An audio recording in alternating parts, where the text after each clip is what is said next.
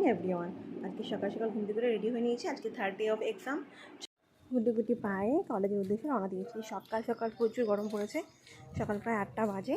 তাতেই দেখছি যে প্রচণ্ড রোদ, ছাতা নিয়ে বেরোতে হয়েছে।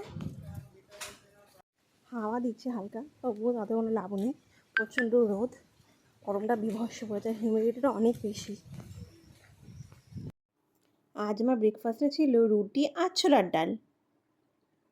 আজ আমার লাঞ্চে ছিল ভাত, লাল শাক ভাজা বড়ি দিয়ে, টক ডাল, মাংস আর আলু পটলের ঝোল। আমার ডিনারে ছিল রুটি, ভেন্ডি ভাজা, তড়কা আর পেঁয়াজ। সো ফ্রেন্ডস, তোমাদের দেখিয়েছিলাম আমি রোজমেরি ওয়াটারটা অর্ডার করে নিয়েছিলাম অনলাইনে, তোমাদের সেটা বলেছিলাম। তো ওটা কেমন জানাবো। আমি প্রায় 2 দিনই ইউজ করেছি, তো তার থেকে হালকা হালকা 1-2 বেবি হেয়ার মাথায় উঠেছে। তো তোমরা একবার রোজমেরি ওয়াটারটা ট্রাই করতে পারো। এটা আজকাল খুব ট্রেন্ডসে উঠেছে যে রোজমেরি ওয়াটারটা। কেউ চাইলে রোজমেরি এসেন্সিয়াল অয়েলও ইউজ করতে পারো। তো এটা আমাদের হেয়ারের জন্য ভীষণই ভালো। তো তোমরাও ইউজ করে আমাকে জানিও তোমাদের বেবি হেয়ার উঠেছে কি না।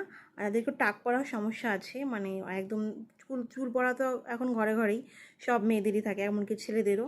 তো তারাও একবার এটা ইউজ করে দেখতে পারো, কেমন হচ্ছে সেটা আমাকে পরে জানিও। আজকের জন্য এইটুকুই।